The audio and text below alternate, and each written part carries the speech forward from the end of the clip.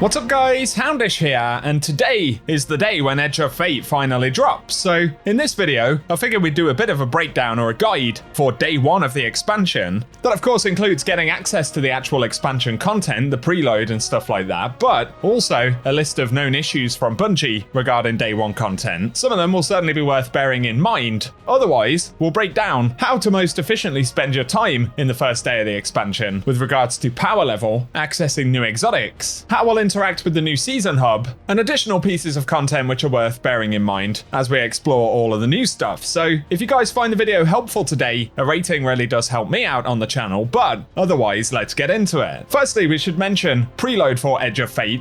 And essentially, by the time this video is going live, all of the preloads should be available regardless of platforms. So basically, that's any time after 6 AM Pacific. And so if you can, be sure to fire up your console or your PC. And if the updates don't start automatically, be sure to check for them. And I'll link a blog down below that has details on how to do that if you need it. Other things to mention right here, but we have another single screenshot of the new raid, the Desert Perpetual, that'll be dropping this weekend. Those Guardians are wearing a mixture of new Kepler armor and older raid sets. But as we can see, there's a very strong 9 theme in this raid, similar to Eternity or something like that. But the architecture is absolutely wild. Also a creepy figure on the rock over there. So another little preview, of course, a few days till we get into that raid, and plenty of stuff to do between now and then. Quick warning from Bungie though, they say, remember to move your gear to your preferred character or the vault and get your Guardian screenshot ready before the opening cinematics. And by extension, the Destiny API may be offline at the time we actually start playing, so there could be an hour or two, maybe even longer, where we can't use things like Destiny Item Manager, so keep that in mind and maybe move things around now to save any issues later on.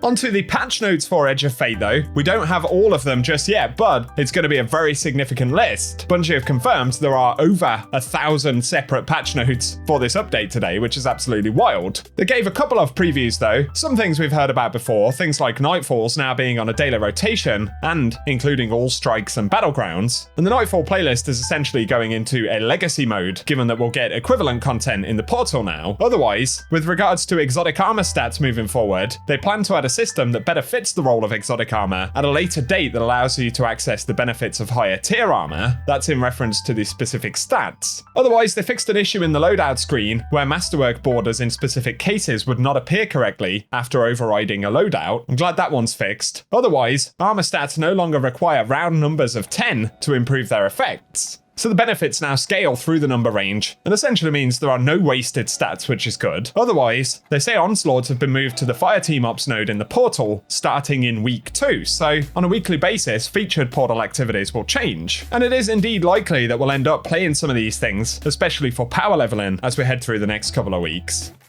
Otherwise, they updated the Conqueror seal to remove Nightfall triumphs and to add new Conquest triumphs for earning the title and gilding. Otherwise, when Fireteam power is active, the reward multiplier brings reward score down to the player's power level. So Fireteam power is still a thing, but players will essentially still have an individual reward score, which is affected by their base power level, not the one that it's been increased to. So a few previews right there. Like I said, the patch notes are going to be huge, and they'll drop pretty close to when Edge actually starts, so I'm not sure if there'll be a lot of video coverage of those today, given that there are a bunch of other things to do, but keep an eye out on the Bungie blog for a read of those patch notes with any downtime and things like that.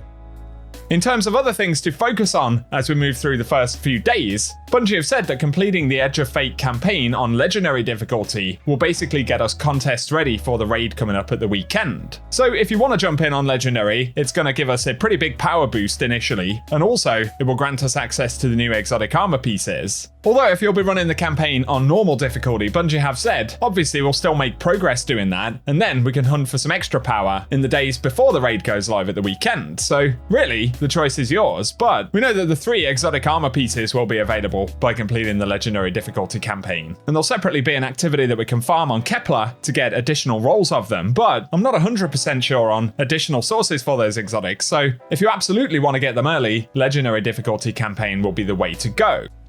In terms of power in this first week though, the power band will have us starting at 10 power, but we'll be able to go all the way up to 200 power before we start to engage with the seasonal power mechanics. So up to 200 basically is all of the Kepler content. Bungie have said activity content will exist in the power band, including the entire Edge of Fate expansion, event activities, all legacy content, and the new raid on the weekend. And while these activities won't ask you to earn more than 200 power, They may offer rewards above 200 when played at harder difficulties. During the power climb to 200, we'll be able to earn tier 1, 2, and even the occasional tier 3 drop, which are basically as strong as the loot we have right now. And overall, that's what we can expect from this first week or so in Edge of Fate. Beyond that, we'll certainly rely more on the portal to get higher difficulties of activities and, of course, earn higher tier rewards.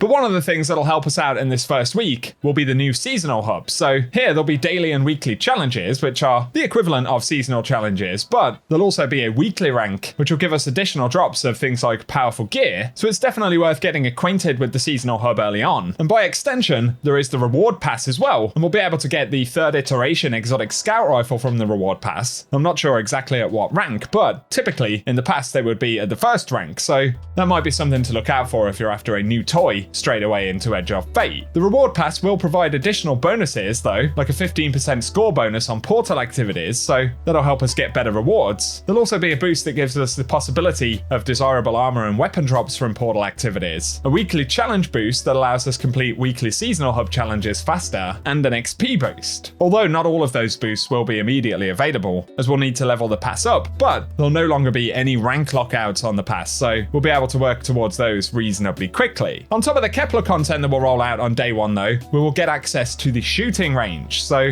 here we can test out new gear, abilities, whatever it is. So if you find yourself wanting to do that in the first day, the shooting range can be accessed via the tower map, as far as I understand.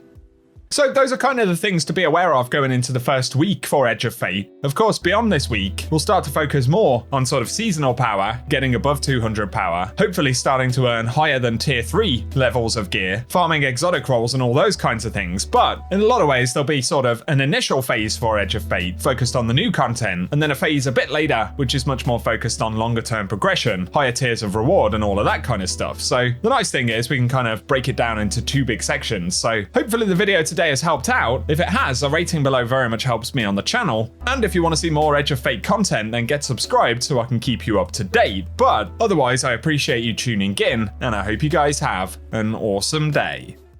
Something's out there, hero. It's throwing rocks at our window.